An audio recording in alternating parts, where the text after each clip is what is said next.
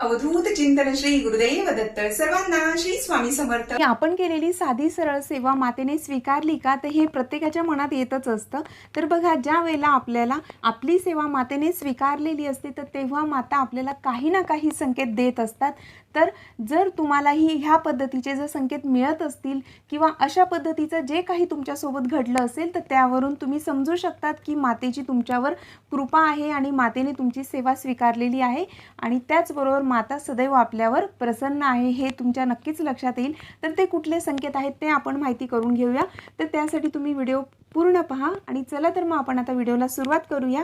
तर बघा, नवरात्रीत आपण आपल्या पद्धतीने मातेची सेवा करत असतो, तर त्यावेळेला आपल्याला काही ना काही संकेत नक्कीच मिळत असतात। तर त्यातलं बघा, जर तुम्हाला म्हणजे जेव्हा तुम्ही आता अष्टमी किंवा नवमी म्हणजे आज किंवा उद्या जर तुम्ही कन्यापूजन करत असतील तर त्यावेळेला जर असं काही घडलं की तुम्ही कन्यापूजन करताय तर ती एक कन्या असेल किंवा 9 असेल किंवा 10 असतील, जे जसं तुम्हाला शक्य असेल त्याप्रमाणे।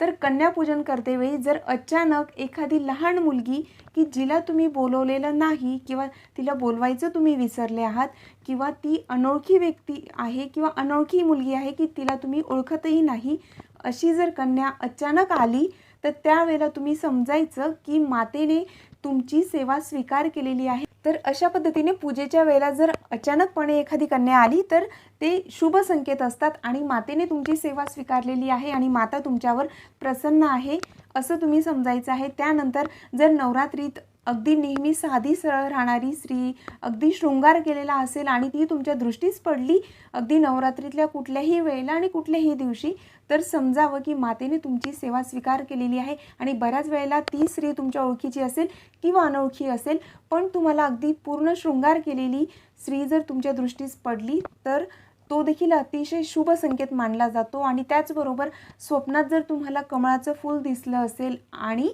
त्याचबरोबर अगदी मोठा लालबुंद कुंकू लावलेली जर एखादी स्त्री तुम्हाला दिसली, मग ती स्वप्नात असेल किंवा प्रत्यक्ष रूपात असेल, तरीही तो शुभ संकेत मानला जातो आणि देवीने हा तुम्हाला संकेत दिलेला असतो की मी तुझी सेवा स्वीकारलेली आहे, ह्यामागचा हा उद्देश असतो। तर असंही जर तुमच्यासोबत घडलं असेल तर समजा की मातेने तुमची सेवा स्वीकारलेली आहे आणि माता तुमच्यावर प्रसन्न आहेत।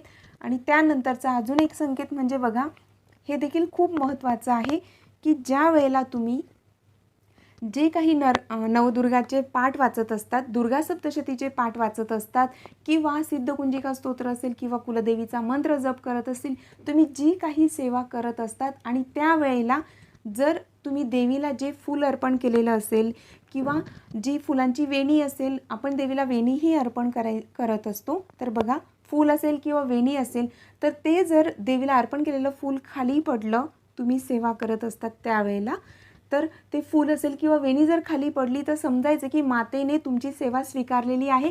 तर माता त्या ठिकाणी तुमची सेवा स्वीकारण्यासाठी आहेत हे तुम्ही समजायचं आहे आणि माता तुमच्यावर प्रसन्न आहेत असा हा संकेत असतो। तर बघा, आता जे श्रद्धाळू आहेत तर त्यांना हे लक्षात येईलच, पण काही त्या ठिकाणी म्हणजे निष्कर्ष काढू शकतात की ते फूल आपण व्यवस्थित अर्पण केलेलं नसेल किंवा काय असेल। पण बघा, ज्या ठिकाणी आपण जी गोष्ट श्रद्धेने करत असतो तर त्या ठिकाणी माता नक्कीच असते आणि माता आपल्याला प्रत्येक वेळेला संकेत देत असतात, दृष्टांत देत असतात, तर ते आपण समजून घ्यायचे असतात। काही वेळेला ते आपल्या लक्षात येतही नाही, पण काही वेळेला ते आपल्या सहज लक्षात येत असतात की मातेने आपली सेवा स्वीकारलेली आहे। आणि त्यानंतर बघा, जर नवरात्रीत तुम्ही सकाळी म्हणजे नवरात्रीचे जे काही 9 दिवस असतात तर त्यात तुम्हाला केव्हाही सकाळी सकाळी जर पूजेचं ताट घेऊन मंदिरात जाणारी एखादी स्त्री जर दृष्टीस पडली तर ते देखील शुभ मानलं जातं, कारण पूजेच्या ताटामध्ये हळदी कुंकू असतं, नारळ असतं, फुलं वगैरे असतात, तर ते देखील अत्यंत शुभ मानलं जातं। आणि अजून एक महत्त्वाची गोष्ट की जेव्हा तुम्हाला नवरात्रीमध्ये की तुम्ही घरात कापूर वगैरे लावलेला नसेल आणि तरीही तुम्हाला कापूरचा सुगंध आला किंवा अशी झुळूक आली आणि त्यासोबत तुम्हाला कापूरचा सुगंध आला, तर तेव्हाही तुम्ही समजू शकतात की मातेचं इथे अस्तित्व आहे, मातेचा वास आहे आणि मातेचा आपल्याला हा दृष्टांत आहे असं समजायचं। तर तो देखील अत्यंत शुभ संकेत मानला जातो। आणि ह्या पद्धतीच्या गोष्टी जर तुमच्यासोबत घडत असतील तर तुम्ही समजून जा की मातेने तुमची सेवा स्वीकारलेली आहे। तर हे आणि अशा अनेक प्रकारचे संकेत आपल्याला माता नक्कीच देत असते।